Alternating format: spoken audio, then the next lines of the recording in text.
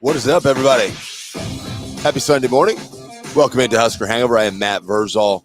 He is Cam Broham. We are kicking it with you guys after yet another victorious Friday night for our Nebraska Cornhuskers, beating Rutgers in Piscataway, New Jersey on Friday night. Got a cool thing. It's good for business. 14-13 as Nebraska is able to win what isn't the prettiest thing around, but that's okay because you have to win games like that. Games like that matter. games like that are important because if things aren't going right and nothing looks good, but you still find a way to win, you still find a way to pull one out. I now know a little bit what Iowa fan goes through. So we punted a lot. Nebraska actually outgained in the game, but found a way to win. It was resilient. It was, for me, it was a big growing. It was a big growing phase for those young men because so much in that led you to say, okay, this is where it goes bad again, right? This is where it's not going to be good. Blocked punt early, recovered by Rutgers, score a couple plays later. Yeah. I'll be honest, my brain is a huge pile of mush right now. I had a rough week here at the old Zons.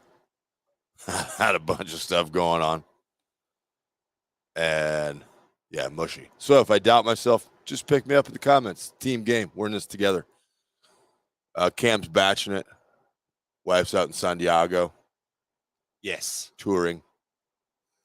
Cam, so you're double whammy, yeah? You're Iowa and Iowa State. I grew up close to Iowa State, but I'm an Iowa fan. So at least the Huskers got a W that, made my weekend just a smidge better. So you're a three-team guy. Yeah.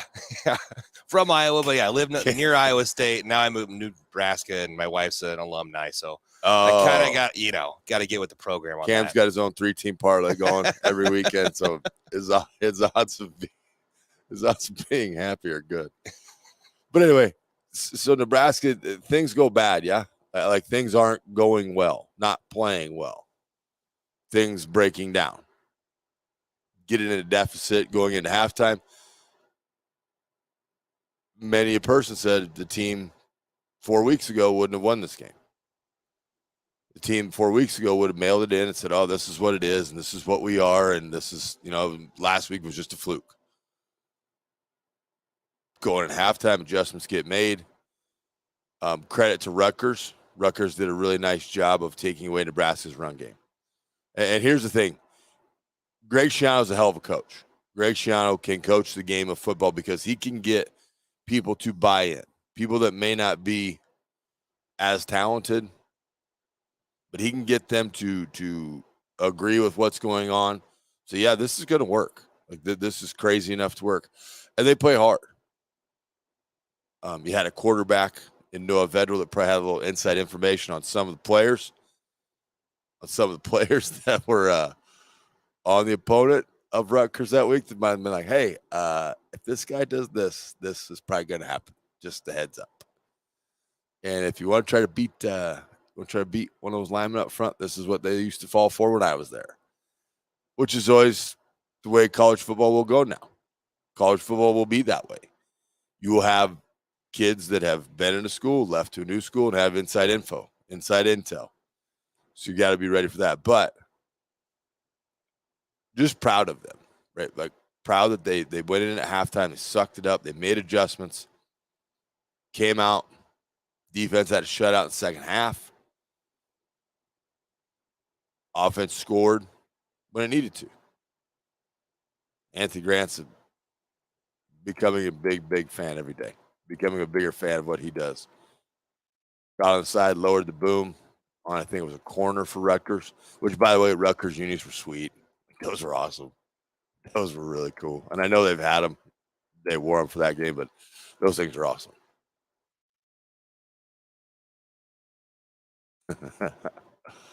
Everybody's slowly but surely catching on. All 40 hours. Good morning, everybody. Moving a little slow. Tell you what, Saturday was weird. Saturday, you're used to kind of that nervous anticipation where you're like, all right, game's going to be on, da-da-da-da. Yep, nope, it's over. And I was coaching, so I had to watch it on replay a bunch of times. But yeah, just proud of what they did. Like Bill Bush made some great adjustments. Were there things that was it perfect? No. But were they able to figure it out? I think Caleb was tweeting at me I was coaching at Scott at the time. We were playing Ralston. Shout out to my guy Shark over there who coached Ralston. they were, a lot of holding. Okay. Here's the thing with holding, especially in the offensive line. Here's the thing with that. You get a guy that you maybe undersold as you were preparing. Like, yeah, he's probably good, but is he great? And then you get out there first couple times and like, oh, this guy's in it. Like his film is deceptive. He's got better feet than I thought. He's got better hands than I thought. I better get this together. I better start moving my feet. And a lot of times it's just your feet are in a bad spot and you hold. They slanted, they moved, and you were expecting them to, and you held. But those mistakes still have to get cleaned up. I'm trying to find the numbers on penalties for the game. Again, it's something that Nebraska, you know what? They really need to brush up this freaking website. It should not be 17 clicks to get to the information you need on this thing. It's so user unfriendly. All the rabbit ears down there that are listening to the show, appreciate you. But get your website where it's more functional. I don't even like websites.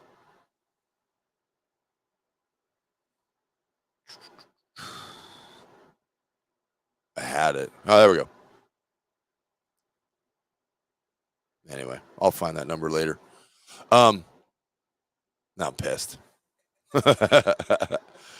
Yes, we are wearing the Kool-Aid shirt today. Taking little teeny tiny sips. Tastes pretty good as we're going at it right now. Big test coming in Purdue. Purdue, the best of the three you've played thus far since Mickey Joseph took over. And definitely somebody that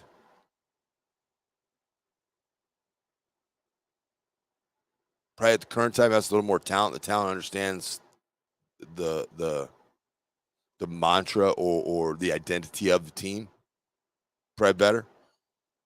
That Shiano's still trying to groom Rutgers. Tom Allen's a little bit down in talent at Indiana.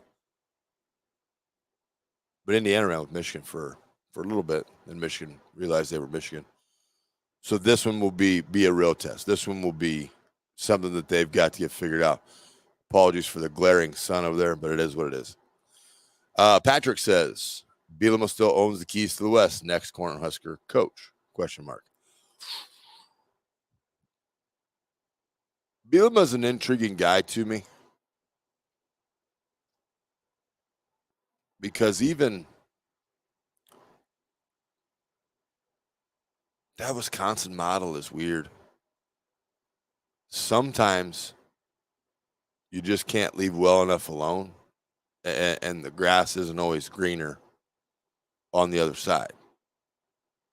Bielema's doing his thing, and I'm like, man, that guy, just kind of let him do that. He has a wagon built up there, and it's only going to get better. If they catch a hot streak recruiting, they're going to be problematic. Well, maybe it's off the field. Maybe it's missile of a wife. They didn't want that MO. But he seems like a guy to me that isn't going to go chase a different job. He's going to go chase like, oh, I'm going to leave Illinois because Nebraska step up. He seems to me like a guy to be like, I'm going to stay at Illinois because I can build this thing up. What if I build Illinois into a power? What if I build Illinois into this fly's going to get it. What if I build Illinois? If I break this table, getting this fly, it will be worth it because the fly is not in my face. I don't know. I don't think it's going to be Bielema. I would be, if he's a candidate, I would be 1,000% into it. Because it's my kind of guy. Like he's just, however he teaches linemen, it obviously resonates because they get nasty real quick. His Wisconsin, or whoever he brings with him to do it, his Wisconsin lines were always great. His Illinois line is very good. His Illinois line is good, getting better. But I mean, it's year 2. And if you think about this, if you can kind of come back and you start to take control over Chicago and the surrounding area, because no one ever is really running away from you. Like you're not, you pounded Wisconsin, which had to. There were a lot of natty lights that got drank by Brett Bielema after that game, like a lot. And then you go beat Iowa by 3, and ugly, and now you're proving you just kind of got the ball rolling. I would love it if he was a candidate. I do not think he is a candidate. Camp Callum says the defense kept us in that game. Could have been down 20 easy at half. Great job of managing the clock at the end of the game. Line did way better, giving Casey time in the second half. Again, probably a little step up in defensive line play than they've been used to seeing. Bill Bush did a great job. They were having to make up for mistakes that had happened. They were having to cover for things that desperately needed. 20 nothing at half, you're probably looking at a different outcome. But the big plays, the offense could feed off of it. The offensive line did give some time eventually for protection for Casey and able to hit Trey Palmer on the game-winning score. I think 8:56 to go in the game. So, team effort, right? A team play. I think they would tell you themselves that they thought it wasn't quite what they had felt it was going to be, and they were probably feeling themselves a little bit, and we're pretty good at this, and this is how this is going to go, and this is what we're going to be. And to able to come through it, like I said, mental toughness, all those kind of things, they got through it. They got through that, and honestly, again, proud of them for another week. Like, proud of them for just finding a way. Finding a way. You're 3-3. You're 2-1 on your division. Lesser of the division, which people are trying to come at. National media is like, we're worried about the Pac-12 Big Ten. Like, check out the Big Ten West. The drink today, we've got a little mud water mixed in with our matcha. Red mud water. It's a pretty interesting deal. About 30 minutes, brain might get all cranked up here, and we'll finally get in motion. Those are my big takeaways. Like the forming of what is now going to be for the rest of the season, this Nebraska team, and what it's going to look ongoing. There are deficiencies on it. You try to mask and hide, but when you play together and you play hard, and a mistake is a short-term memory thing, it makes it real easy. Like it really does.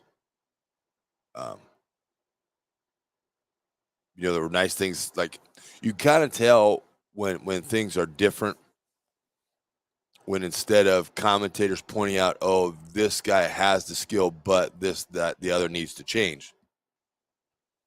There were good things said about, and I know that doesn't sound like much, but it does. I mean, if you it was the Colts versus the Broncos game, and both commentators were basically like, this is pathetic. Like, this is terrible. I can't believe they put this game on, and I can't believe they're making us call this game. If you do want to get at me, they'll get at any comments. Send them on any of the forms of social media. Our guy John, back from, I think he was in the Bahamas, which sounds pretty good. Well, John says there is no way that would have won Friday night if Frost would have still been the head coach. If you want to talk about a mind being mush, try getting home at 1:30 a.m. yesterday morning from 8 days at an all-inclusive resort where you tried to cut your bill in half by how much you consume. Struggling over here today. Hey, that's what you get for taking fancy vacations. That's what you get for being a big timer. But I would happy to have John back.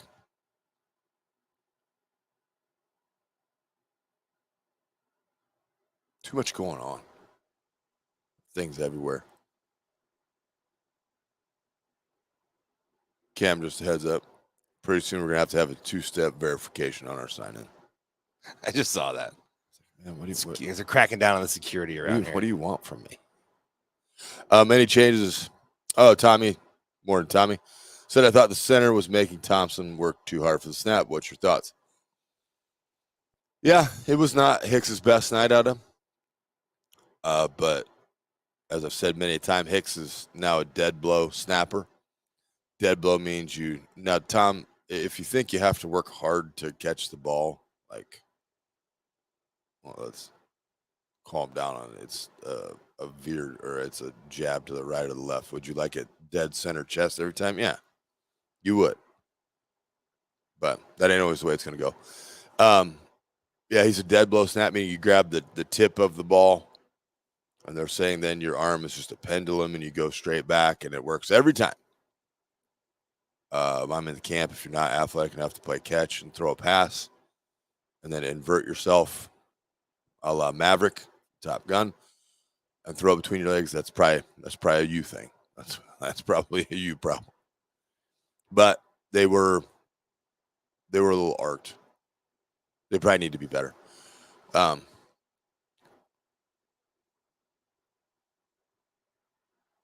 Email here from if you want to do that too, you got at huskerhangover@gmail.com.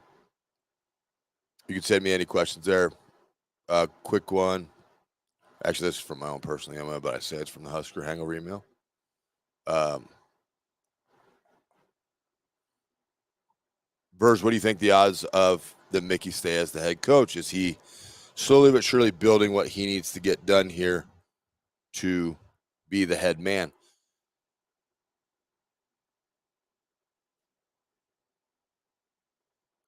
It's something day by day as you go through it and you watch it.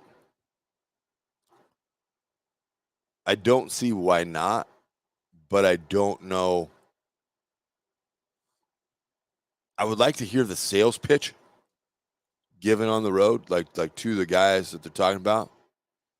And you're talking about, your Klymans. I'm holding out for Aranda, Leipold. Yeah, Leipold. I'm going with Leipold. It's Leopold. I apologize, but Leipold, you got to have somebody that understands the build. Lance obviously does that, had a ton of success at Wisconsin Whitewater, went to Buffalo and was fairly successful now at Kansas, who lost a heartbreaker 38-31 to TCU in a game that was very mundane in the first half, but very exciting in the second half.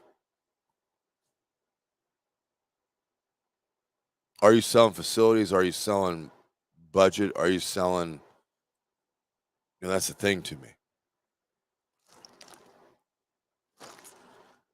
What does your sell look like? Like, are you wrapping all that in a package? Are you admitting what you are right now? Saying, hey, right now, we got a guy in here, Mickey Joseph, is doing a fantastic job. He's got these guys rallied around this. We were 1-0 last week. We're going to try to be 1-0 next week. It's a cry. It's what we're doing. And I like that about this because I think that group just needed refocused. For whatever reason, whatever was being said before wasn't resonating. So now you've got something that's going in a common direction. They're all pulling the rope together. You understand that all three phases of the game have to contribute for them to win. They also got to start to understand you can't shoot yourself in the foot. You can't be your own worst enemy. Maybe that's the next step next week. But as they are moving through this, he's building a foundation. I don't know if you tell the next guy, if it is somebody other than Mickey, hey, we've gone from this to this. Here's the reality of it. All right, we've got to do bang, bang, bang, and away you go. If you're interested in that, we got the spot. If you're not, we totally understand. Boom, away you go. But they've got to understand the build. Like, they've got to understand what goes into it. They've also got to probably have the power to remove even more people from roles you think wouldn't matter. Like, they've got to bring in, I bet it's probably strongly suggested they bring in their own support staff. They bring in their own people Like, here, you can clear it all out. You don't like the way that guy mops, you can get rid of him too. And the pitch would be a fresh start. The pitch would be, you have any and everything you need here. Go ahead and take that, and away you go.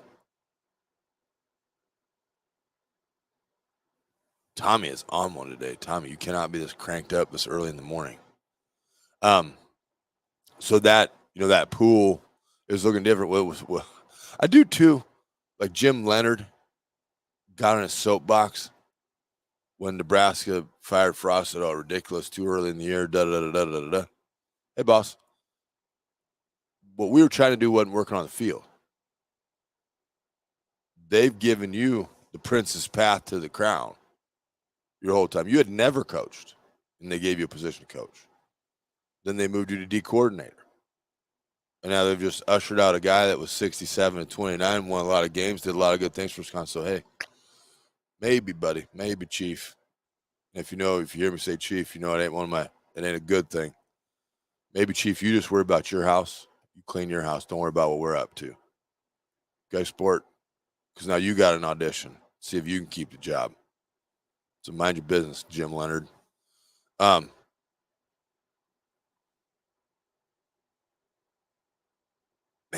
there's so much that, I never in a million years did I ever think, okay, number one, never thought we would sustain what happened in the 90s. But it's not feasible. And I know Bama does it. Okay. The game they're playing, the game we were playing, two different games. But never in a million years did I think it would be so poorly handled to where we're to this point. Now, if I'm going to rate and I'll put out the list, you guys can tell me what you think. But if I went right now as it lays, Mickey,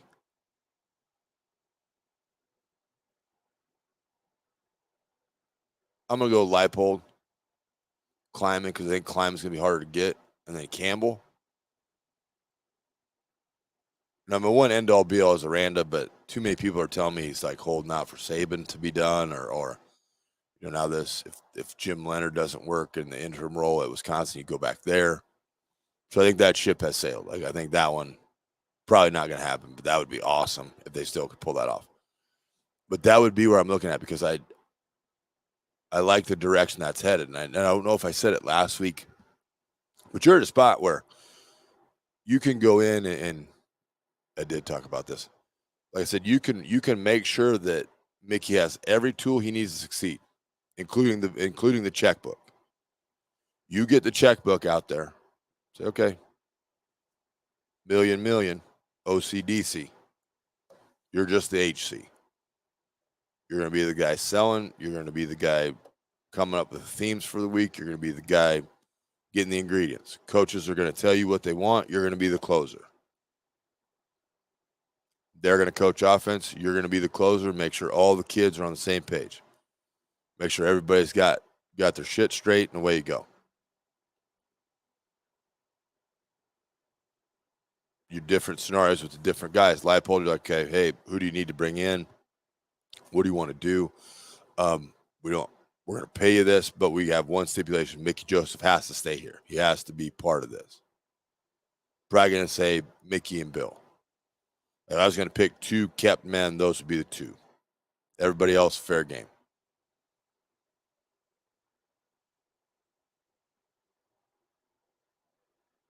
Same probably conversation you're having with Kleiman. He's going to have guys that understand his system. Or strongly suggest, hey, if you feel you have better somewhere else, give him a call. Because we've got full coffers and we can make this all happen. We can make this go down. That's the different ways to handle that scenario situation in my mind. Kenny Oster brings up Bill O'Brien. I understand the Bill O'Brien desires that people have. I don't think Bill O'Brien fits Nebraska.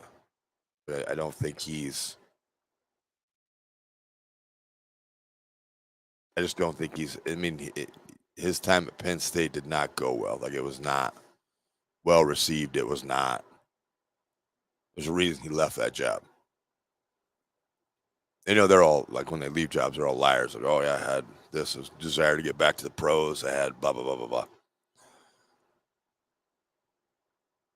But yeah, that would kind of be where I'm at on that. Brenton says Nebraska has the best fan base, which is proven over the last few weeks, one of the better NIL opportunities. The biggest thing these kids today are the atmosphere, especially in the transfer portal. Look at programs like TCU and Kansas. To think Nebraska can't get there is a fallacy. You've got to have, like, this would be, if I was a head coach in college football, here's my big thing I would do. I would have someone, and you got Gallup in town. I would have a test. I was in corporate America for a very small part of my life, but you take your test and, got my strength finders. What's my strength finder? This is the things, the pyramid of success that I'm good at. It's like, okay. I would give those kids in the transfer portal because I think it's like the Wonderlic. I think you could just kind of mess that thing around. But, all right, what are you in this for? What do you want to come here for? You want to come catch you want to do that Evers kid that went up to Ohio State, didn't play his senior year, went up, cashed a millie from Ohio State. I was like, thanks, man. And then transferred back down to Texas, won the job, and just curb stomped Oklahoma 49-0. But I would put them through that test so I kind of know what you're about. You want to come help this team win? You want to come help us be a part of this, or are you just here to cash a check? NIL is a crazy, crazy world, man. It's a crazy thing because you got companies everywhere starting up their little NIL deals, right?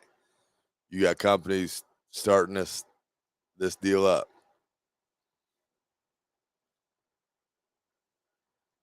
Everybody wants to have a part in bringing this back to relevancy. I'll tell you something you don't want to hear. We're not very relevant, okay? But everybody wants to do, oh, man, if I get an NIL company and we get all these sweet deals, now we're almost another wing of the recruiting department. We can go out and do this. Hey, coach, we know you like this guy. He runs a 4.2 and he's 6'8", and he's got hands that are baby soft. We got $900,000 NIL deal for him. He's signed, sealed, and delivered. Boom, here you go. Well, guys, academically ineligible and hasn't passed the ACT. So, sorry. Look, I would try to get that under control of the athletic department as soon as possible. Now, I'm not saying anything bad about anybody that's doing this. They all want to help. It just, we need to have an NIL summit of everybody that's starting these and say, this is awesome. Everything you guys are doing. You get the deal set and you get them to us and we'll distribute them. It would be my way. You are helping us immensely just by finding these out. And maybe I don't know how they work.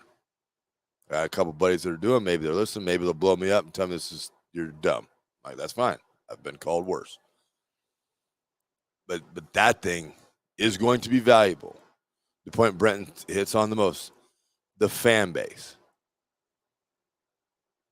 Amazing, too, how the narrative shifts quickly when you win a couple, okay? National media guy posted a picture of Memorial Stadium, lights darked out. It must have been the start of the fourth quarter.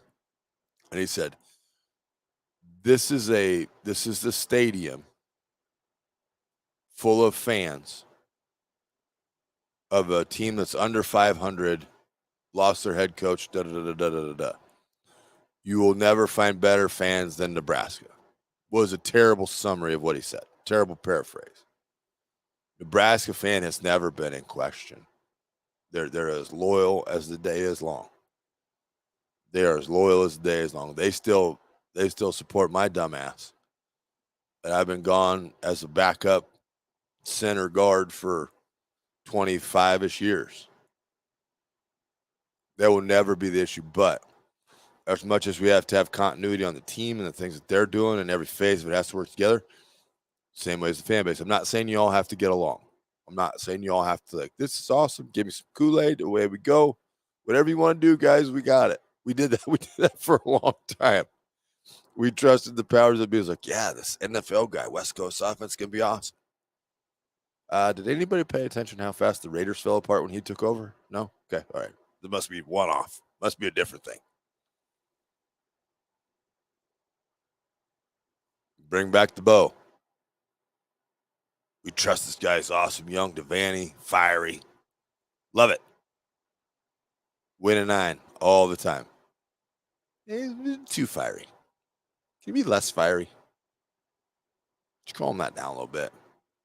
Got spittle flying out of your mouth. Your hat thing, you about whipped the referee in the face.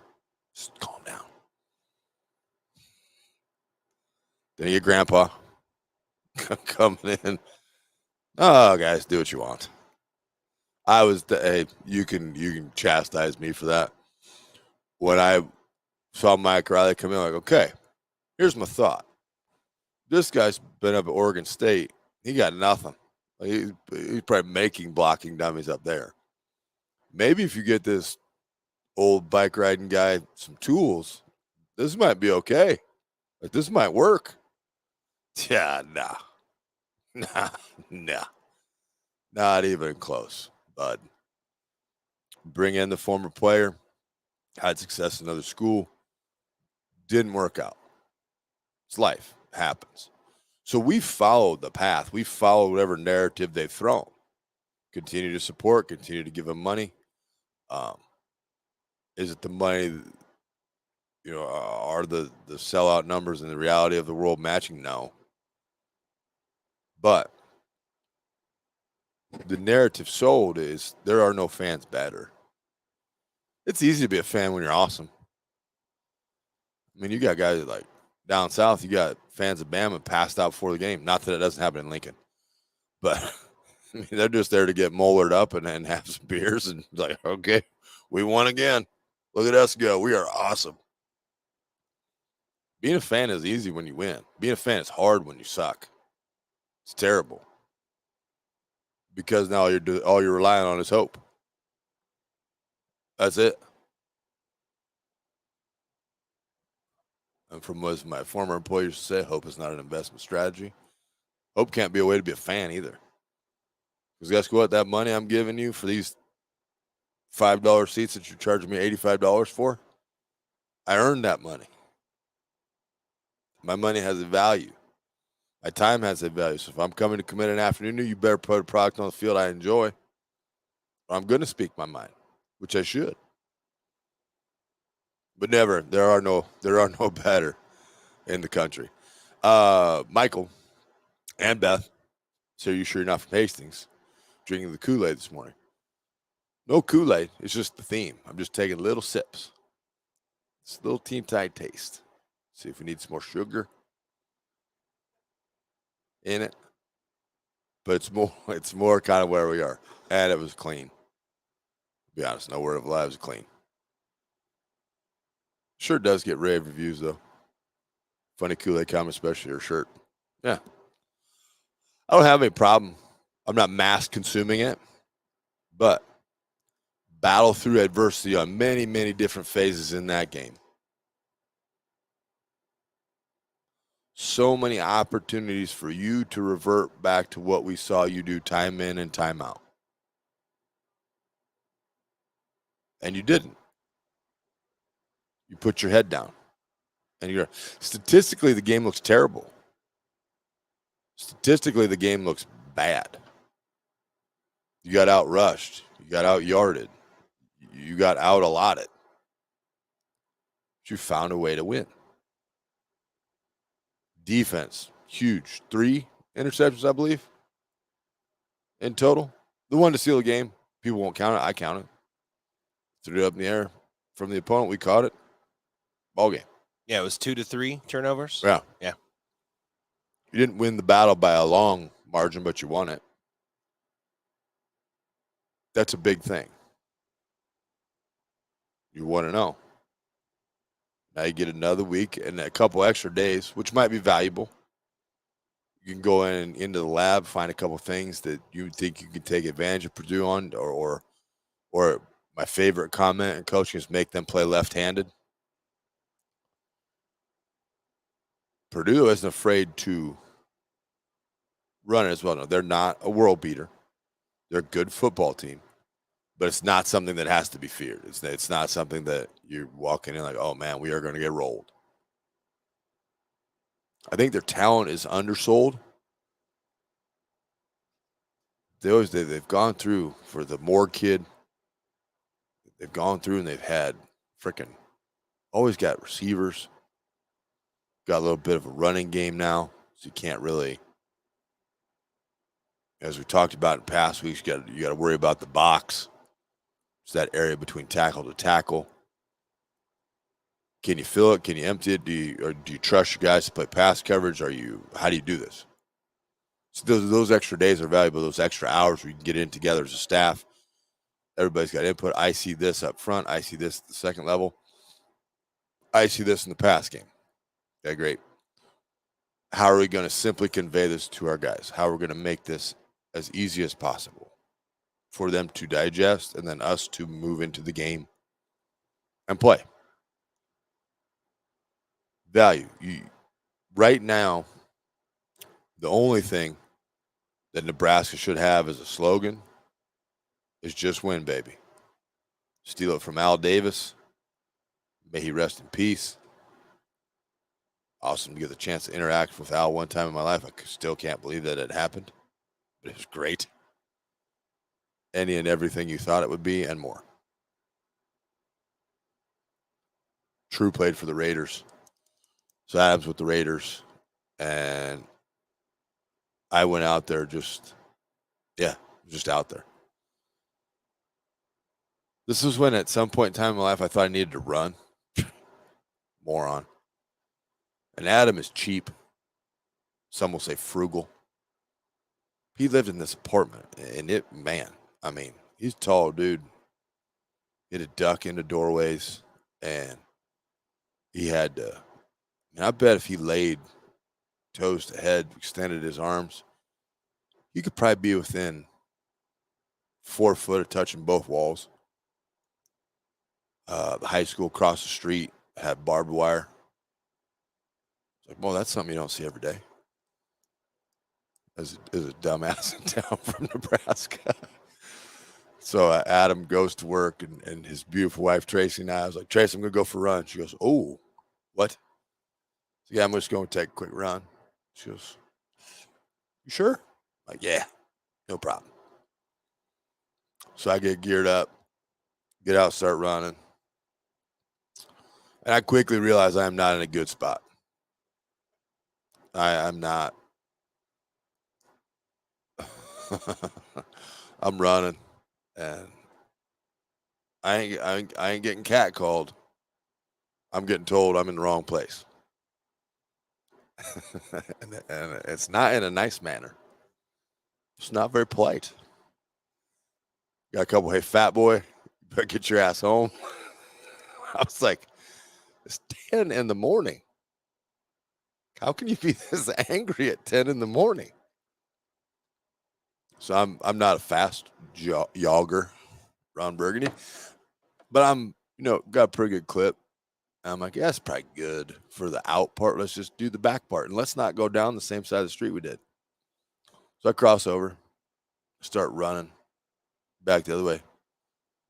And then I get a couple, you better get your ass going. I was like, oh, okay, so this is real. And I bet I ran that mile in about 2:10. I was booking. Like, I knew I should have listened. I got back to the apartment, and Tracy laughed at me. She's like, what happened? I said, yeah. I said, I'm evidently Vrzal is not very popular in California. I was like, the word has not spread out here. And she just laughed.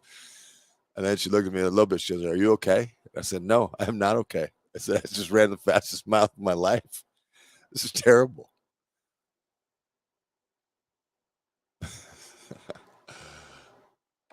But I totally forgot what I just laughed. So I'm kind of crying in the corner of my eye because I forgot that story. I still laugh about it. Oh, man. Brett, what are your thoughts on the Big Ten refs, at least the last couple games? I feel like they're nitpicking on both sides of the ball. Okay. Right, wrong, or indifferent, you have to earn calls. Okay. You have to earn calls, and we don't have to like it. We don't have to agree with it. That's fact. If you have shown over time that you will be sloppy with footwork, sloppy with technique, and get your hands outside of the cylinder and pull on a jersey and do those kind of things, they're going to call you. The better you get at your own technique, because referees watch film too. Referees will watch film and say, okay, during the game, I've got to watch for this. If they start to get to the outer edge of this play, I've got to watch this guy because he always gets his hand around the back, grabs a handful of jersey, boom, boom, boom, way go. Okay. They do. What you have to do as a player to counter that is you have to get better at your technique. You have to move your feet faster. You have to anticipate the count if you're not the fastest guy out there. That's why the snap count is one of the most valuable things that's so underused. So underused. You should have a hard count every time you go. You should have a hard count at least once a series. Twofold. If I get in the rhythm as a defender where I know you're going to do this, and the game is very rhythmic, but I know if I hear these words, you're going. But if you get one good bark during a series, that's going to slow them down.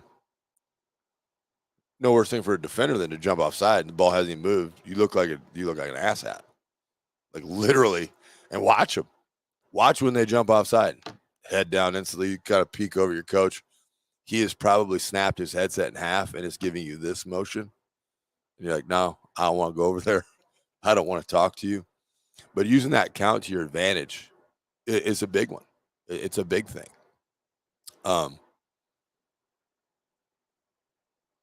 Offensive linemen have to, you can't be slow out of that. Center should nail it every time. Center should be, Dave Remington was the best at it. Dave Remington was the best at a lot of things. Dom Raiola was good at it. Just that little tenth of a second. I'm out before you. Away we go. Everybody better get on my rhythm. And then we'll all be a little quick.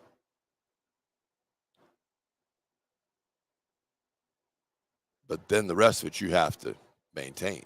Like you have to make sure that you have to do that. It's got to be a point of emphasis in practice. It's got to be something that people are watching, people want. Like self scouting. I don't know if anybody out there is a McAfee fan. The Pat McAfee show, I think, is great. It's sports in an entertaining way. It's not corporate. It's more just like normal, average Joe stuff. But he said they had Aaron Rodgers on. Aaron Rodgers was talking about Bill Belichick. Bill Belichick said Bill Belichick is one of the few that self-scouts. Meaning, I'm going to go scout my opponent, and then we're going to scout us. What did we do? So we have no tendency. We have no nothing. Well, it seems like on third and down, we run these route combinations. Okay, not doing that this week. Eliminate all those. Defensively, what do we do? When they get into third and four, we like to get in this front. Okay, not doing that this week. Find something else that mirrors that but is not that. Nebraska needs to self-scout. And not just that position coach. It's a hard thing, and you have to have the respect of like everybody on your staff to do this. But have someone come over and say, hey, I noticed this, that, the other about your guy in these instances. She said, missed it. It doesn't make you less of a coach. You have a lot of shit going on when you're coaching. You got a lot of things happening. If I can get another set of eyes on there, and not eyes in my room, outside eyes that see it, god dang, then I can fix it. Hey, that's a great point. Thank you. You notice something else I see? What's that? Your receivers dropped the ball. I'm just kidding. But those help. That's part of that cohesion. That's part of that group. That's part of everything you want to get done. But self-scouting, I would self-scout. Hey, man, this guard is struggling with this. This tackle is having issues trying to get this accomplished. His last 3 penalties were called when we ran this. We either got to scrap the play or we got to fix him. Okay? Then you go through that and then should be fine. Christian says, not out of the fight. Things were looking positive, and there were always improvements every game. If previous challenges improved on, Mickey is filling big shoes and is making it show. Time will tell for him, I feel. And my God, the hit heard and felt the way that from Nebraska that Grant totally picked up the game team third quarter. From there, I don't even remember what the first half consisted of. See, and that's finding the situation to be that guy. How many times have we watched the game and you get into that spot? Now, if you're getting out there and you're on that corner and some 290-pounder that's just run 4.5 to get over to you wants to go, you're like, might make a business decision here. Just hop out of bounds. But Grant got around the course, so I was like, yep, little cornerback, you're going to get it. You are going to get it. And he gave it. He smoked him. But it's a game of emotion, right? You turn that emotion around. Everybody's fired up. Everybody wants to go now. And it was great to see. It was fantastic. When you're going to make that play at that point in time. It was awesome. It was great. I saw Fox Sports showing some love on that too. Oh, they yeah. retweeted or reshared that clip of that hit. That so good. It's like, oh, we're getting some love like that. And right. Yeah. But what you're rewarded for is just effort, just hard play. Mm-hmm. Little cornerback guy might have been out before he hit the ground. The ground might have woken him back up.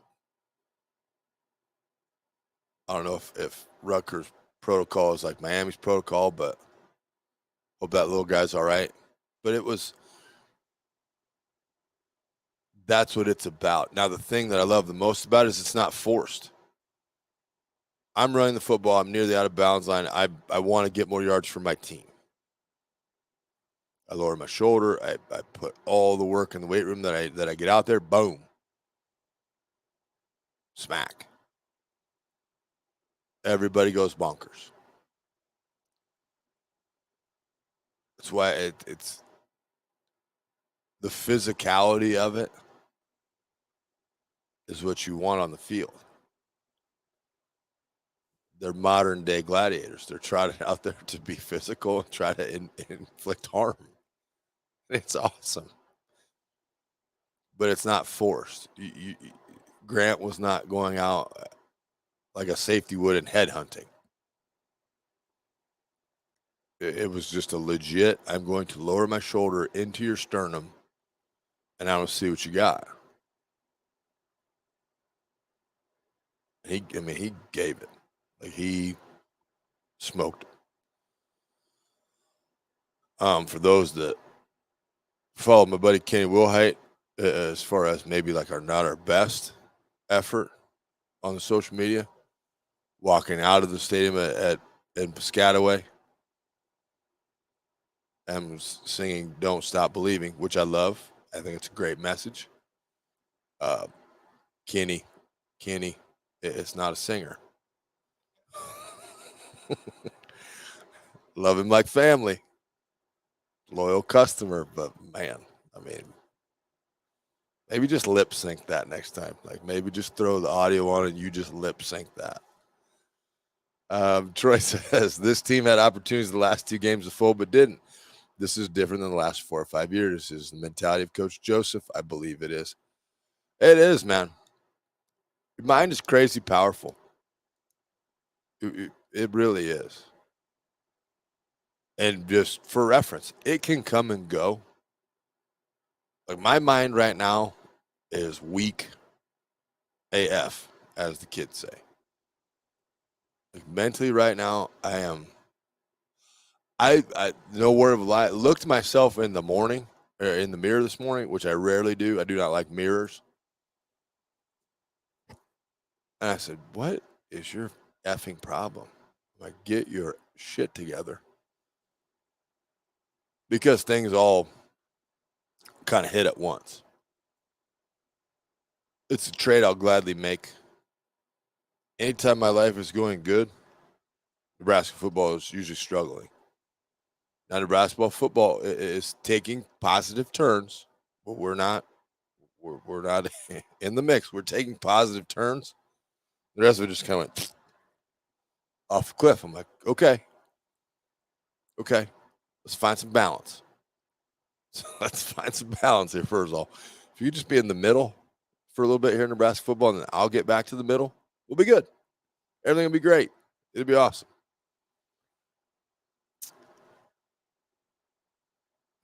Brent and Mike are both like, I heard Ric Flair on the Grant truck. His hands looked like they had a concussion. His hands look like he might have had a concussion for a second there. Yeah. They come and go. Yeah, so not bad. Ken says, 100% being serious here, why is the Nebraska O-line so bad? No tough guys weak, just playing bad at being an O-lineman. Why are they so flipping bad? Okay. So, knowledge of scheme and system, I think, is there. All right. In that, you have to defer to your rules. It's a mental thing. Okay. If I come out and I play against an opponent that I know is better, right? Let's just go to a happy time and we'll take the Miami Orange Bowl. All right. Unbelievably wicked, talented defensive line, right? That Nebraska up front struggled with. Warren Sapp, way good. I'm going to say The Rock just because it has relevance, because he's going to be running the world someday when the Illuminati take over. Was in there. It took a while for Nebraska's offensive line to settle in. But there was mental resilience in that. The mental then led to the physical. Okay. As I was alluding to, you have to have a toolbox of all these tricks you can use in a game. Techniques is probably a better word. They're not tricks. I can run an easy, quick snap count. Everybody thinks snap count, we're going to go on 2. Walk up there just at a normal 1st and 10, go first sound. Then go 2, then go 1, then go first color. Now the defense cannot settle in. They cannot get comfortable. So now all your speed and athleticism you got, it doesn't matter anymore because you can't fire because you don't know when we're going to snap the ball. If you watched the Bama Arkansas game last night, okay, after the pass interference penalty, okay, moved Arkansas down to the 2. I'm in the headset like, boys, we are about to go on 2. We don't even have a play called. We're going to go on 2. They're going to jump. We're going to get this thing at the 1, and then we're QB sneaking it. Because Bama is so geared up not to be embarrassed at home. If I rip a hard count at that thing, they're offside. I guarantee it. And then I ain't throwing the frickin' whatever that was. And I like Bama. I like Nick Saban a lot. But that kind of stuff, right? You may be 0.3 of a second faster than me. You might be. But if you don't know, if you can't get into a rhythm with that cadence, okay, now I got you down to 1/10 of a second faster. And now I've swung the advantage back to me. Now, mentally, I got to be stronger. Okay? Goes bad. Defensive linemen, as I've said many times, aren't the brightest people around. If I got beat on a quick swim or a jab, kind of where the guy jabs and head fakes and then slants back the other way, chances are that rocket Scientologist across from me is going to try to do the opposite next time. He's going to try to jab inside and go outside. But if I get my, as Matt Hoskinson calls him with his Elkhorn South little guy football team, his boom booms, 2 steps. If I get 2 steps in real quick, now I kind of got a feel for you, and then I'm going to get into you, and then I'm going to get after it. The mental resilience, probably more than the physical, is what gets to me. Will Taylor, right on time today. Solid job, Will. That's probably where more I'm at, is getting those kind of things done. You got to be creative in it. You can't let a defense get in a rhythm. Throws off linebacker blitz timing. It throws off the rhythm of the defensive line. Snap count is a weapon. The offense knows the count for a reason. It gives you an advantage. Got to use it. The mentality, though, is the thing that's got to pick up next. That mentality of you might be more athletic than me, but I'm going to be better coached. I'm going to be more mentally tough. I'm going to use my quickness, what I have, because they have it. I'm going to use my toughness. They have it. We'll wrap all these things together. This is how I have to beat you. And my 5 guys, whomever's in at the time, don't care what number, don't care what name, they all got to believe that. If they don't, then it'll struggle. If they do, be okay. Mike says, that is the mindset we needed from some time. Put the team above self. Grant leveled him. The hit showed he was here to play and win. For the greater good go I. It's much easier being the hitter in that situation. And if Grant hesitates in that instance at all, puts himself in a spot where he can get hurt. But you don't want to play that way. But he didn't. He didn't. That business decision got made. I am going through you for the benefit of my team. And he did it. And just gave that juice. And they can come in like, that's why I love special teams. If I miss one thing, like coaching right now, I used to coach a lot of special teams. I loved it. Absolutely loved it. Shout out to my squads back in Malcolm. We used to have a lot of fun returns and pump blocks and things like that. Special teams, I'm waiting for the special team to make a big play.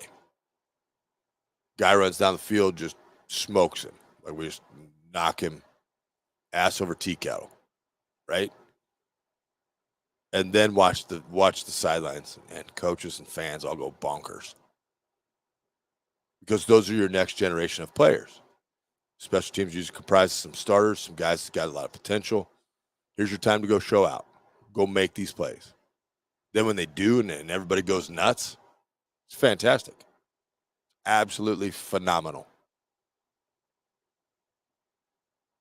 And it boils down to that. That one hit gave Nebraska juice to say, okay, let's wake up. Let's get this thing going. We need to know what we need to do. I think part of the O-line problem is Casey Thompson. He sits in the pocket sometimes way too long and will run out of the pocket, making it hard for the O-line. Is it a combination of QB and O-line? Okay, anytime a quarterback is going to vacate the pocket and scramble a little bit, number one, coverage is probably good. I think Rutgers did a good job of passing off Nebraska's routes. diagnosing what they wanted to run, meaning now the offensive coach for Nebraska have to go into their bag of tricks because that self-scout, as I talked about before, Rutgers was kind of sitting on some things. Or have a safety valve option. Okay? 1,001, 1,002, 1,003, gone to just a little flare out. Go get what you can get. When it's 1,001, 1,002, 1,003, 1,004, 1,005, 1,000, I better run because this thing has got to break down. You're correct. For linemen, when they feel pressure vacate, so those defensive linemen want to get to a common point. They want to get to the quarterback. So they're going to push. And then if he rolls, as soon as that eases up, you have to go into drive mode. Once that guy loosens, like kind of eases back on you, you know something's up. So then that's got to go forward. Even if you can teach that and get into that rhythm, that mentality where once he eases, I go forward. Because even if you've completed the pass, they're going to chase it down the field. Once he eases, just push him because he's got to turn his hips to run. Then once he goes from a base like this to a base like this and you shove him, falls over. Let's drop the people's elbow on him or just roll on him. Because technically you can get called for holding if you lay on somebody on the ground. So those of you that have ever seen the movie Strange Brew, once you get somebody down, just start to do the steamroller. Take your arms out, just roll back and forth. Can't call holding. You're not holding him. You're in motion. We haven't got the chance to do it much at Scott, but we will. Yeah, everybody's awake now. Got them coming. Matthew says, as a coach, the concept of self-scouting has blown my mind. I'm so stupid. Well, don't be so hard on yourself. Your name means gift from God. That's probably the best name out there. It's an underused thing. When I started coaching, gosh, I've been lucky in all my coaching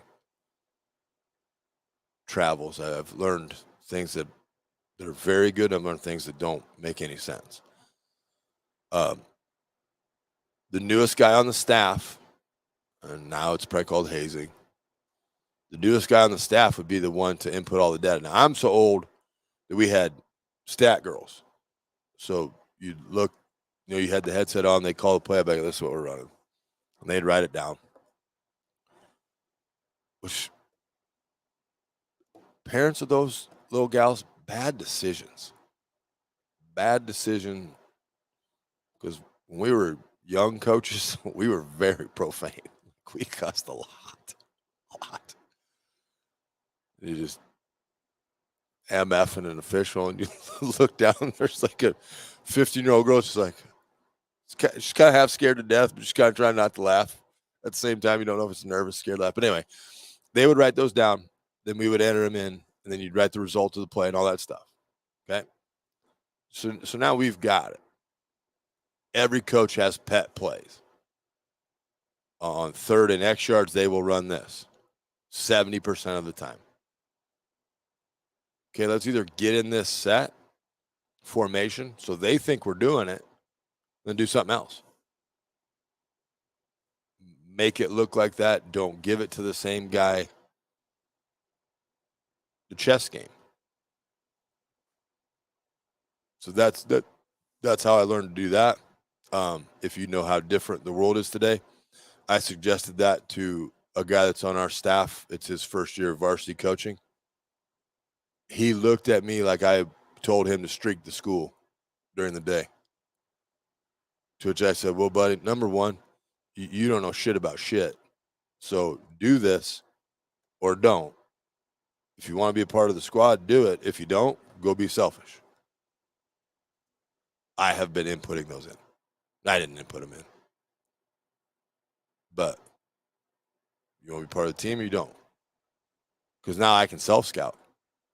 It's invaluable information.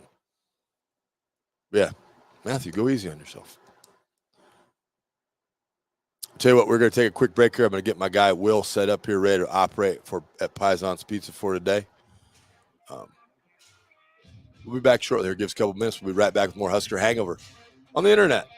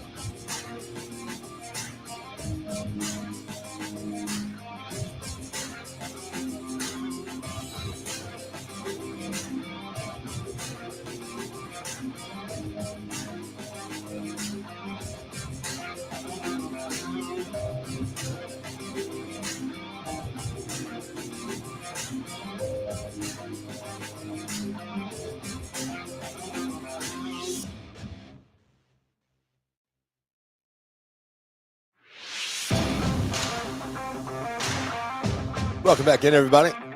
Thanks for joining us here on Husker Hangover. On whatever avenue you are choosing to watch on, Twitter, Facebook, YouTube, other stuff. Some morning we'll have one. Maybe that's what we'll do at the end of the year. We'll have everybody come in. Have a pizza party. You're just adding more work for me, Cam. That's right. Because the odds of me getting any of my staff to get here about 6:30 and make some breakfast pizzas. I get a bartender here. That's all you really need. Well, some people are going to some need Bloody Marys. Some people are going to need to build a base. let's be honest with ourselves. You get a couple beers in there, it's going to re-wet your liver and be back at it. Onward we go, though. Nebraska now at Purdue. At Purdue. I believe this is a night game, too, isn't it? Have they announced the time? Have not announced that, but Purdue also winners of 2 in a row, beating Minnesota 20-10, and then Maryland last week 31-29. Yep, kickoff set for 6:30 on Saturday. That'll be about perfect. I got an MC an event on Saturday. There's a chance Sunday, depending on how the night goes, I could still be tuxed up. So, just a heads up on that one. Purdue, as I mentioned last week, and I jumped the shark, I wanted to get to the Purdue game because I have a buddy that's a Purdue alumni, and he's been running his mouth quite a bit. Brom does a good job with Purdue. My opinion, has a system and is able to maximize talent. I'm really impressed with their quarterback O'Connell. Got a lot of receiving threats. I'm not going to go through all of their receiving threats, but what they were able to do, okay, I felt really good about watching Purdue after the Penn State game because I was like, okay, they can go back and forth. It's kind of a slugfest. I don't really know what Penn State is. Damon has kind of got my mind warped not to believe in James Franklin. Like I said, I'm in a weak-minded state. I kind of believed it. I'm like, oh, maybe Penn State isn't what Penn State is. It'll be fine. Then they go and people. I'm probably a solo writer in this camp, but what PJ Fleck does to get guys to buy into all of his slogans and all the stuff and all the hoorah, they don't like it. I do.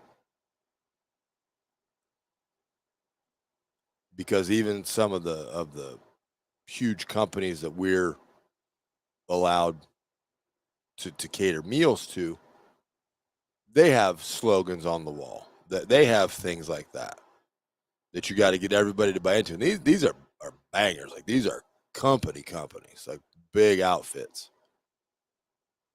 I'm like, well, what's the difference? Why is it because he's brash when he says it? But so for them to go in and beat Minnesota 20-10, that then got my dander up, and I was like, ah, shit, here we go. We were in a time of transition and phase. This is going to be. This is going to be a game where the offense is going to need to help out the defense. Right? Bush can come up with creative coverage, keep it easy, keep it simple. Bam, bam, bam. You got this guy, you got that guy. Pressure is going to be of the utmost. O'Connell can run, can do some things with the football, but if you get him, I don't want to say like a mush rush where the whole defensive line just kind of goes and the pocket closes in and he's just trapped in there. I don't want to go that far, but getting him pressured and getting him to a spot where he's uncomfortable, right? Now the ball starts to fly out late. It's behind. It's all these things. This could be a game. Just if we all mentally prepare, that's how I like to look at them. Okay, what can this game be? I thought Rutgers could turn into a rock fight. I maybe gave it a 40% chance of it being a rock fight. Then after the first half, I was like, this is 100% a rock fight. Like we got to get her. We got to get bigger rocks. And Anthony Grant let his rocks out and did his thing. I could see this Purdue game being a shootout. Like I could see it just traipsing up and down the field. It's almost a situation where if back up just real quick. Along with that, though, and I don't know the gentleman's number, but 41 for Purdue, big old kid. They use him a lot down the goal line, but good. Like can run it. Like this is. I don't want to give you the false mind that this is just going to be a pass. That'd be pew, pew, pew, throw it all over the field type of thing. But that's a deal. That's a deal where it could be that way. Like Thompson, I was super excited in the game. I saw Vokalek had a catch. I think he's all right. He was down for a little bit. I think he continued to play. I had to step out, so I didn't get to see him get back up. But using the tight end in that situation was huge for me for Nebraska. Like I thought that was awesome. But this might be one where the over is the bet, and a bunch of points are going to be scored. Because I think what Purdue has is going to put pressure on that defense. The Bush may come up with something that's great, and it doesn't even faze him at all. Totally in. Move the chew can out of the shot. Thank you guys, too, for not chastising me for chewing the whole time like we did former coach. Sometimes you got to have some nicotine. It's just the way it goes. Could see it being a shootout. If Nebraska can get in an offensive mindset of ball control, that'll help too. Like those would be my keys. How can we attack this? Make sure Anthony Grant is the focus of it. You know he's getting at Purdue. We know he's getting at Purdue, and we don't care. And those hits on the sidelines that the running backs hand out, those resonate. Those resonate with secondary players. So now if I can get you thinking, hey, this dude may run me over, and I don't want to be on the highlight film. I would like to make the highlight. So I'm just going to go low and try to send him over the top. Could happen. I'm expecting a shootout. John says I did not have a reference to Strange Brew on my bingo card this morning. See, man, look what you're doing to me now. I got people. Shawnee says you should totally think about opening for breakfast 12 times a year. A live audience would be cool. Don't know if your staff would mutiny at the thought of coming in. Yeah, there we go. We do a different model of restaurant. So we're open from 11 to 10. That's 11 hours.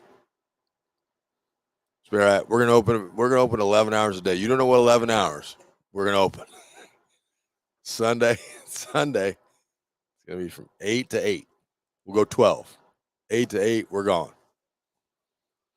Let me brainstorm on this. There may be a way I can pull this off. When we get into the back end meat of the schedule, the last 4, I'll see what I can do to try to pull it off for the 4. But you got RSVP. You got to tell me how many people are coming. If you do that, we might be able to make something happen. Live, are we ready for that, Cam? Are we ready for live audience? I mean, I'm always ready.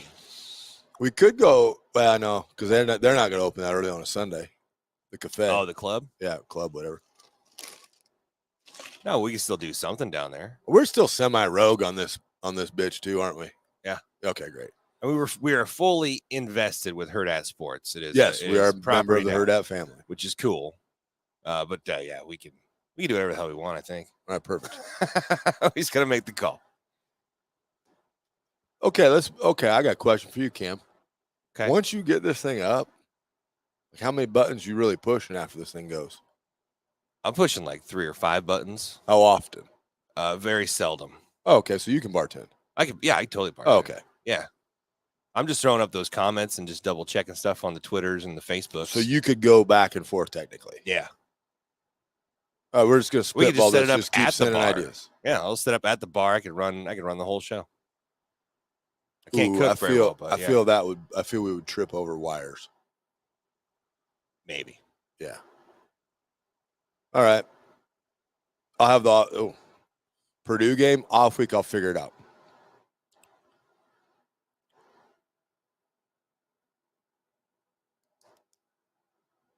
$20 to get in. Breakfast pizza and mimosas or Bloody Marys. Probably Bloody Marys. I'll make up a bunch of Bloody Mary. Or a little bit of both, yeah. Yeah, we make ours fresh too. Using no zing-zang. Shawnee says I used to think PJ was a snake oil salesman, but 5 years later I found out he lives it, believes it. Our coach. Whoa. Yeah. This Matthew guy's funny. Here's what we're gonna do. Okay. And I did this with the other coaches. I once the regime changes, no need to go back. What's done is done. We're on a forward path, and we're gonna keep it going.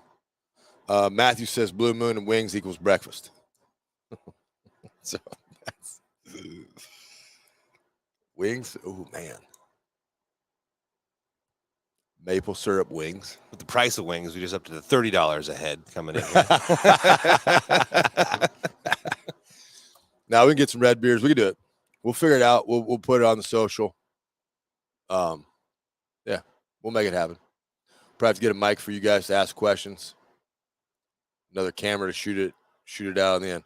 Les, I cannot let you bartend. That's a profit loser there. When you have 42 Mick Ultras in 35 minutes, I can't have you half cocked back there serving drinks. But anyway, on to Purdue. So Nebraska has to take advantage, and it's not going to be a cakewalk. Like Purdue can play. I hold Braum in very high regard. I think he does some good jobs to scheme on offense, defensively. Do you feel yourself relative? I don't know. I haven't watched any Maryland football. Gave up 35 to Penn State, 32 to Syracuse. That comparison might be the one for me. I had a little rough go with FAU, but we're in no position to talk. We lost to Georgia Southern, beat Minnesota, beat Maryland. And now we're up next at 6:30. Next step in the transition of Nebraska football under interim coach Mickey Joseph. I'm going to retract that because we're just going to call him head coach Mickey Joseph right now. Is mental toughness, okay? You've proven now you're not going to fall back into old rhythm. You had the opportunity to regress. You didn't. You fought through it. You battled. You won the 1-point game. Wasn't pretty. Doesn't need to be. Pretty football right now or a perfect day is a long ways away. A winning day is all we need. If we can just get into a winning day, a winning mindset, that's it. I don't need covers. Those will come next year. I don't need any of that. Just get out now in this game, be mentally tough, okay? Sharp would be another word I would use. Like, I want you to come out and have evolved into this where your footwork is precise, your route running is excellent because it's already good. Now take it that next step higher. Take compliments off of your existing plays and change those things up a little bit. In that self-scout role, evolve in what you're calling, evolve in how your plays are going. Like that thing is awesome as well, right? Those are going to be my focal points. Special teams. Who wants to come out and be a dog? Like, who wants to come out and be that dude? I remember as a child, I'll go back in the machine. It was super cool to have the chance to play with him, play on the same team as him his senior year. My father and I would go and we would sit in my grandma's seats and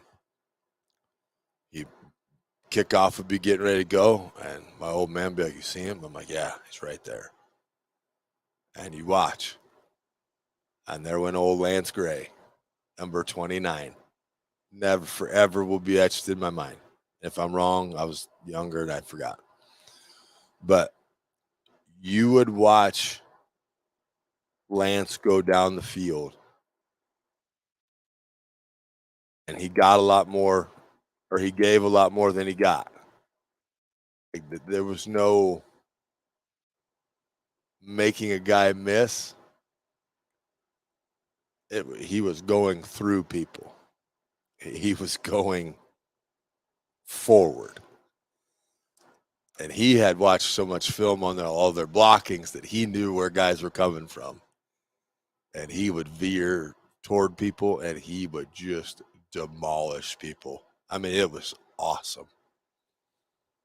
I knew I would never be a kickoff coverage guy. I was far too fat and not fast enough. And it was a cool thing to then go and get the chance to play at Nebraska, and you're a redshirt freshman, and here this dude comes. And you're kind of half and on. You're just like, man, there he is. That's the guy. And you see him, and he is every bit of East Coast there is. Jersey, I think he was from. Leather jacket, Z-Cavricis, permed-ish hair, and dude was just, he lived it, and he loved it, and it was awesome. Finding that guy on your kickoff teams, on your punt cover teams, where that becomes the show, like that would be another next step. Each phase, right? I'm mentally tougher than I was last week offensively. I take great pride in the precision of my steps, the precision of my routes, the precision of my cuts, the precision of my throws. A very snap count, so I give myself an advantage. You might be faster than me. Great. You had no clue when the ball is moving. I do. Advantage me. Defensively, communication continues to grow as it is. Secondaries all on lockdown coverage. Pressuring O'Connell, get him off of a spot where he wants to be. You're going to have to throw from where you don't want to. I want to see you do it. You've done some of it. I want to get you out of where you want to be. And we want to hit you legally. See how many times you can get up. And the special teams, finding that dude. Finding that guy when the game's going to start and you've won the toss and you deferred and you're kicking off and all eyes are on that one guy. Like, who's going to be your Lance Gray? Who's going to be your guy? Who is it going to be? Brenton says Washington needs to work on his hands this week. He will be needed a lot more over the next several weeks as Palmer took the highlight reel. Would love to see Grant use more as receiver too. He only had 2 receptions for 1 yard going into the game. Walkout with 6 receptions and 34 yards. Sorry about that wheeze there. As that went into my headset.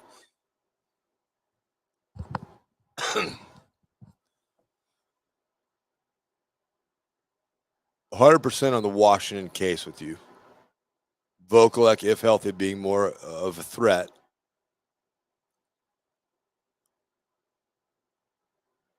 I think through play design, here's something I would love to see Nebraska sneak into this. A ball fake roll or ball fake up the middle. Thompson retreats, tries to create space, which is what he's good at doing. He can feel pressure pretty well in the pocket. And then just a dump over the top screen.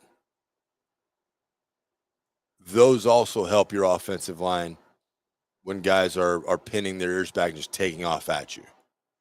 If you can retreat and slow them down with the screen, we've had a lot of luck, running some screen game for us now. Gretna, when they first moved to Class A, nobody better anywhere at running screens. They have to have 15, 20 screens that they would run. And it was awesome. Now, when you got a guy like Zane Flores pulling the trigger, it's pretty easy to run them screens. But that, right? Something to keep him off guard. Another one I love is in a long yard situation. It's not a quarterback draw, but it's just a running back draw. Where the running back kind of fakes like he's going to go set up in pass pro. He curls back in the middle. You can shovel it to him. All the offensive linemen work everybody out. Now you've got a draw. You can hand off on a draw. It's awesome. But again, keeps the defense off balance. It might be 3rd and 10. You might think we love these route combinations. Guess what? We put it in a draw. Then we put it in a screen. So better hope your blitz gets home, because if it doesn't, we dump it over the top and we catch it. A lot of space. So those would be things that I think would be beneficial also to keep them off balance. God, I got so many Lance Gray memories going through my brain now. It's awesome. Defensively, probably have to look at the opposite. Bring more pressure, bring more creativity with your stunts or twists or whatever you want to do. And then trust your back end. If fellas got to cover for 4 or 5 seconds, or 4 or 5 seconds. Got to cover for 2-3 seconds. We're going to get home here. We found some things through film that we like. We're going to bust this thing up, and we're going to make him throw it when we want him to throw it, not when he wants to throw it. If you want to play one free, meaning cover one, where everybody's got a receiver they got to cover, and you got one free safety, do that too. If it gets to the scramble drill, or we've got him where the quarterback doesn't want to be. Now he's got to play football. Once it gets to that, just play. But if he ends up being the guy running it, we'll take that over bomb over your head. Okay? We feel our blitzes can get home, and it will help neutralize the running game. Awesome. You get those guys. You get those guys to do that. That'll be awesome. That'll be cool, and that will give you a better opportunity. Going to go on the road, guys and gals that are listening. I have no idea the last time Nebraska won an away game. None come to mind. It's been years, I think.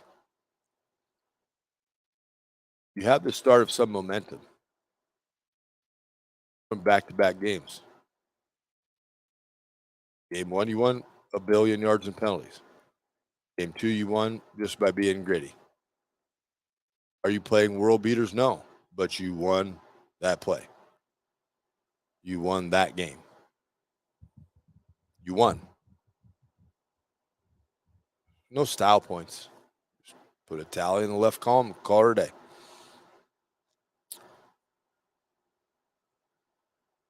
Matthew says, unfortunately, my guy's screen block on ISO. Touche. Touche. Well done. Matthew 2 says, Casey looks like a piñata and is just one hit away from exploding into a million pieces.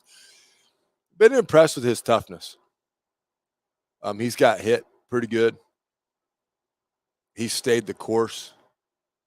I had some people in Texas that I know that are associated with University of Texas. Say, hey man, watch out! You know, if this goes bad, he's gonna go bad. Been impressed, really have. He's gotten knocked, keeps getting back up. Resilient. And he's pretty good too himself at self scout. He says little sneaky things in those pressures where he knows what he's got to get better at. He knows what he's got to do, which is great. But you would love to see him just clean. You would love to see him not scraping himself up off the ground. It is what it is. You have to deal with. You can game plan and get creative with pass protections and things to get more out of that offense if you are going to get into passing situations. If you want to slide your back outside and help your tackle, you give a little shoulder chip, hopefully to the level that Leonard Fournette did to Micah Parsons, right? Then that chip from Grant becomes a little back pedal out. Casey can retreat, dump the ball over top. Now you've got a screen to the left. I'm in screen mode. But those are all good things. Those all can help Nebraska win that game. If you get, you rifle off these three, now you got an off week again. Your off week, you can just push the reset button. We went 3 weeks of 1-0. Okay. Here is still the laundry list of things that we need to get way better at. Way, way, way better at. We got a week to do this. Now we're into the bulk of the schedule. We're into the meat. We're into teams that it's not going to be nice if we beat them anymore. We have to beat them. We need to start to win these games. You get Purdue, Illinois, Minnesota, Michigan, Wisconsin, Iowa. You got those last 5. Go make hay. Because it just might be crazy enough to work. They don't have to be perfect. They just have to be a win. Matt says, I agree. He only has so many hits left to take before we lose him for the season. I don't know what Frost or Whipple promised him about the O-line, but Damn, sold him on coming to Nebraska. Yeah, that's. You'd love to say you can go like a max protect. You'll leave tight ends in and leave backs in and then just run 1-2 receiver routes. Your best success with those is off of play action. Your best success off of play action is establishing a run. So, you do that. Now you can clean him up a little bit. But yeah, they sold it. They sold it pretty good. Trying to think of other things, other things you can do to keep him clean. You're saying, Matthew, if I'm reading between the lines here, you're not ready for the Chuba experience at QB. The full go Chuba all the way. Brent says, I'm glad we had a tough game against Rutgers. That showed a lot of things to work on, lots of film to evaluate. Yeah. If you get done with that, you're super happy for the win. You got another one in the right column. You're 3-3. You're 2-1 in your division. Enjoy the flight home the next, 14, 15 hours, and then on to the next. On to where you have to be. You mentioned the last time Nebraska won an away game. Yeah. So aside from Friday night, okay, you have to go back to the 2020 season. Okay. Last game of the season, December 18th at Rutgers, they won. Oh. The game before that was an away game that they won, was at Purdue. Okay. Fun fact. In 19. So they won an away game in 19, away game in 20. Yep. They won 2 on the road in 20? 2 on the road in 20. You're on fire. Of their 3 that they won. Yeah. I mean, we basically own Rutgers for now. I just like that's very very ominous. Purdue and Rutgers were the last 2 away games, and now here we are again. Oh. This is from John. All of my in-laws are Oklahoma fans. I'm a Nebraska fan. I've heard opinions on Nebraska for the last 11 years from them. I'm going to leave it at that for now. And then he also says, open Sunday morning with the Kramer model. Just have the crust ready to go, and we'll make our own. Yeah. That, I don't know. I'm fine with that. Eventually, they got to get into an oven. And that oven, she ain't got a lot of mercy. She will burn you. She will burn you. The cool thing about this, just excited for the players. The wins are great. They just seem to be having a time. Like it just looks fun again. For a long time to me, watching Nebraska play football looked like a job to them. It looked like it's like, man, we got to go out here and we got to do this. Like, oh man.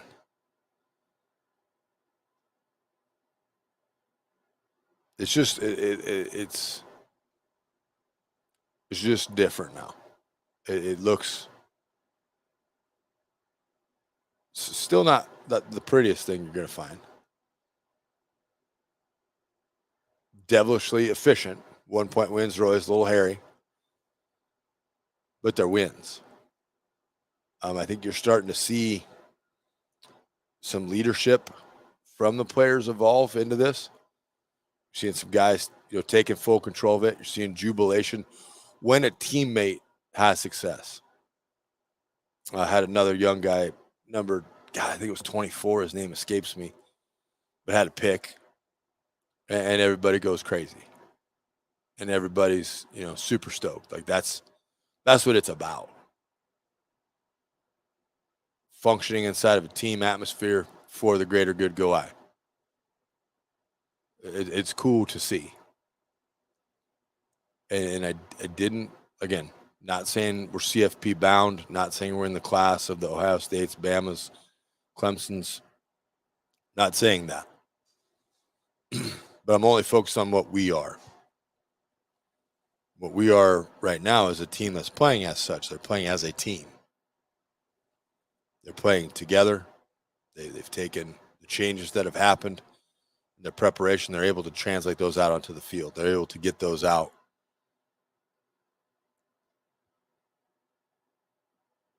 Purdue's the next step. Just got to go 1-0 next week. You're not looking ahead to the rest of the bye week. You're looking ahead to Purdue. What do we do to win this game? In that moment at 6:30 in West Lafayette.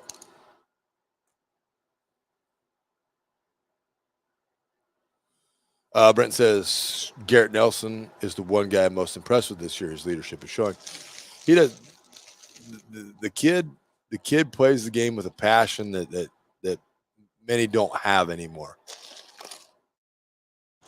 He doesn't have a problem going out and leaving it all out there. Now where he's become better to me is technically he's made so much stride technically in these 3 weeks and it really shows.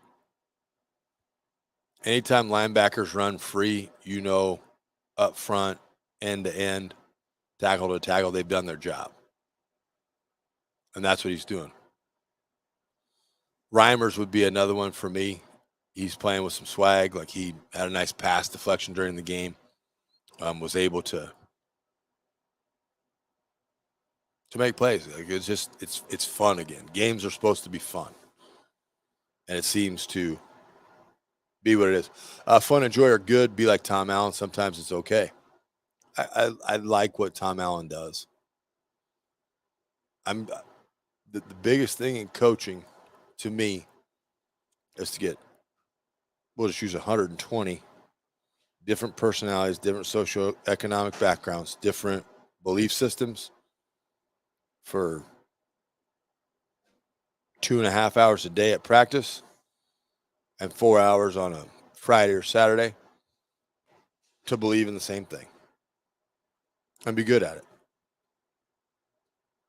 Do you think AG will adjust the big D? He's at the point of no return, and I want to see him run like he did the first 5 games. He had a couple runs where he was just a shimmy away from getting 6. I'm good.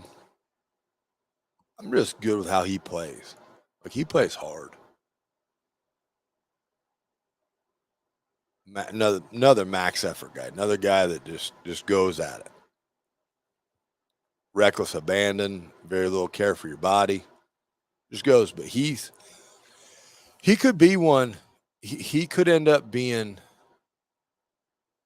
the MVP of this Purdue game because I agree with Matthew here. I agree that there's just a couple times where instead of having to make a move at 2 yards because a linebacker has gotten off a block or a defensive lineman has penetrated,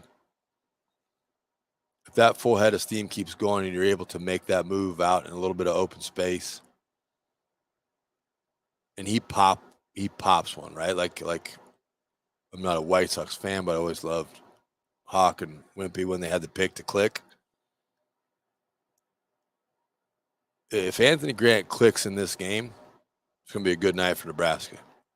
It's going to be a real good night. So I'd lay out the challenge then to the offensive line in this game. Because I still think they're kind of the common focus of what people are still pointing out. When are they going to catch up to what Grant, Thompson, Palmer, the defense, what they're doing? They seem to be the one, and I don't think I'm going out on a limb here or talking out of turn that is lagging behind still. If they get out in front of it and they accept that challenge, say, we're going to win this game for Nebraska. That's what we're going to do this week. We're going to be the ones. We're going to allow Coach Whipple to say, hey, boys, I'm going to run this thing on 2nd and 10. I threw it on first down. I'm going to run on 2nd and 10 because I know you're going to get me 7. And you're going to get us to an easily convertible 3rd and 3.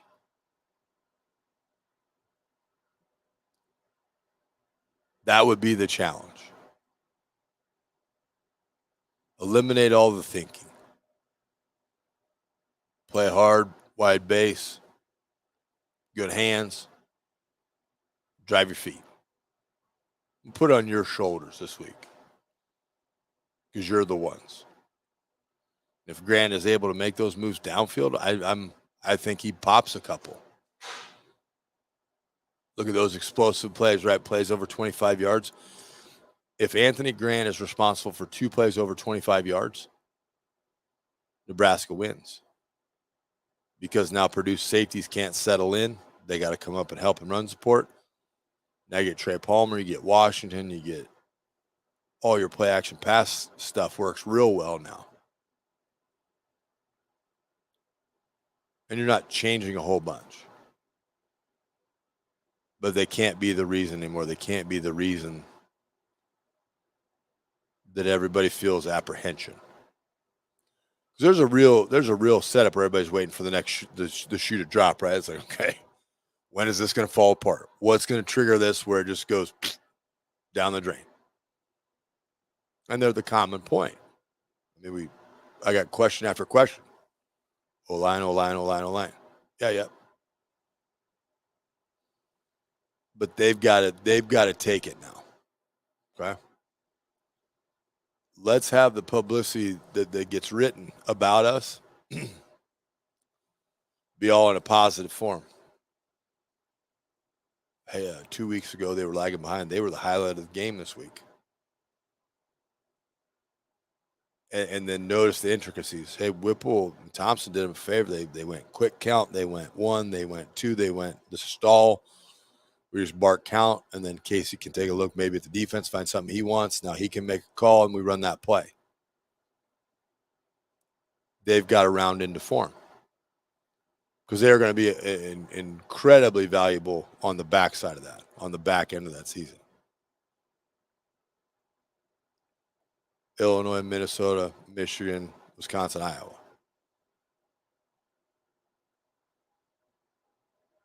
Got to be ready to thump in that game. Up front. If they have a good game, going in off week, get better, come out against Illinois, now you're going to figure it out. You're going to figure some things. I completely agree with focusing on 1 week at a time. With that, do you feel like Mickey Joseph can lead the boys to 3 more wins and get to a bowl game?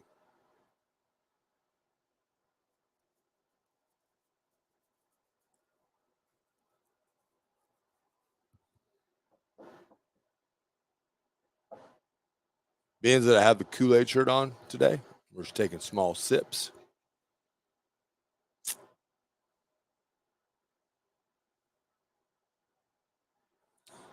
Let me check something real quick. Minnesota's at home. Wisconsin at home at Iowa.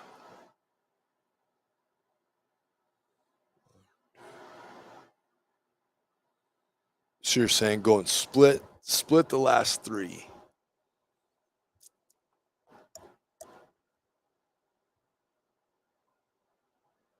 I am going to say